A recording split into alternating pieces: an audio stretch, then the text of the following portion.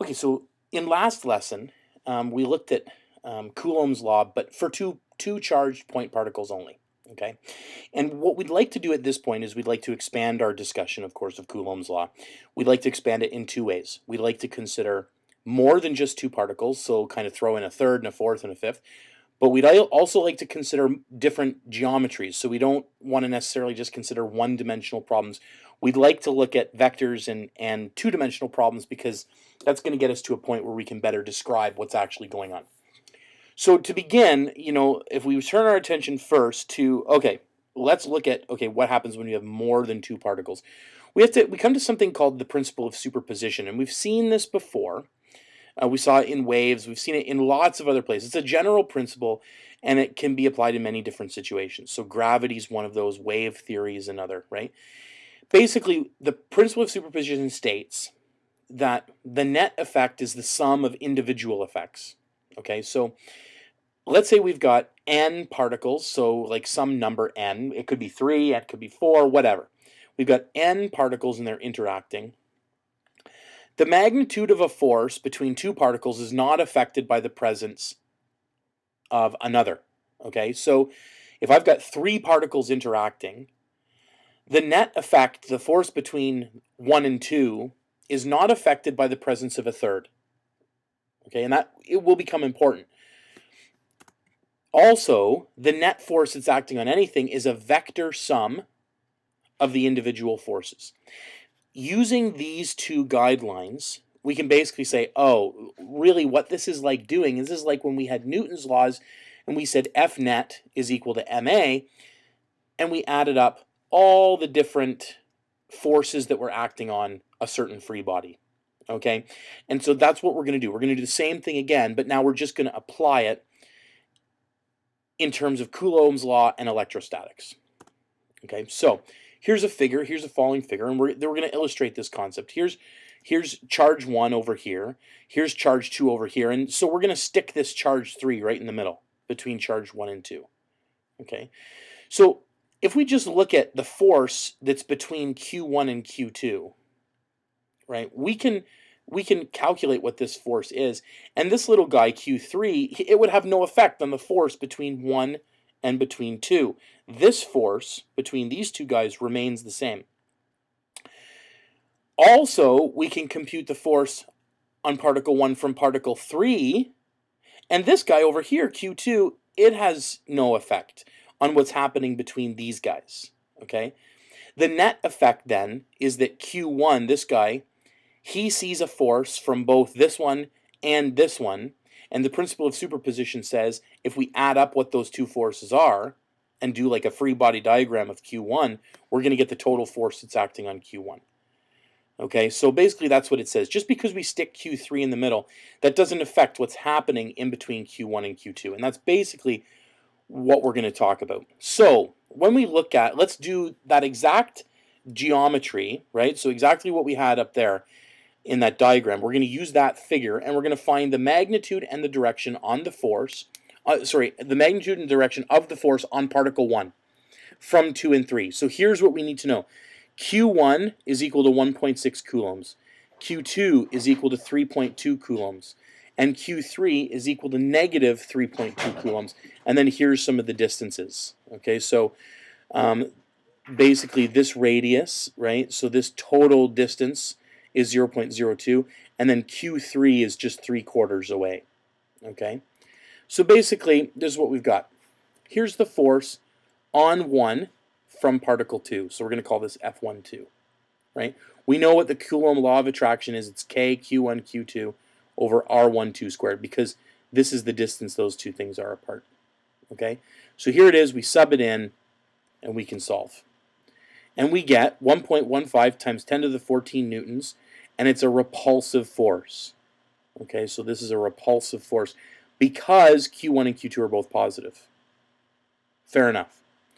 Let's look at then the direction that this would mean. If you go back to that little diagram, that means that charge number 1 is going to be trying to move, the force that he's going to feel is in the negative I hat direction. Okay, and you should be saying, yeah, okay. We saw an example just like this before. Now, if we go to the force between 1 and 3, what you can see then here is, again, we just repeat Coulomb's law. The radius is now a little bit different because it's 3/4 of 0.02. So we can work this out, and you can see that I've adjusted the distance right here. I get this little negative sign because this is going to be, yes, an attractive force, right? And so here it is, 2.05 times 10 to the 14 newtons, but it's attractive, so we say, okay, so what direction is that in? It's in the positive I-hat direction.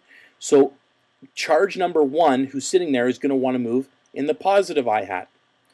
The principle of superposition tells us that, okay, I know what the force from 2 is over here. I know what the force from 3 is over here. I stick those two things together, I can add them up. And so there's F net. 9.0 times 10 to the 13 newtons in the I-hat direction. Now, this isn't too much of an expansion over what we did yesterday. Okay, so this isn't too far gone. Let's take a look at something now a little bit more interesting. Same charges, Q1, Q2, and Q3. But now instead of Q3 sitting 3/4 of the way in between, let's make this into a two-dimensional problem. So now Q3 is kind of sitting up here. Okay. Nothing is really different except for the fact that, oh, we've got this angle in here, and so we're going to have to resolve this force vector into an I-hat and into a J-hat component, which is totally fine. We can totally do that. So let's take things one step at a time, and let's go through this example. So we need to consider two things, the direction and the magnitude of these two electrostatic forces. Okay? First of all, I think what can probably help us is a free body diagram, because free body diagrams are good.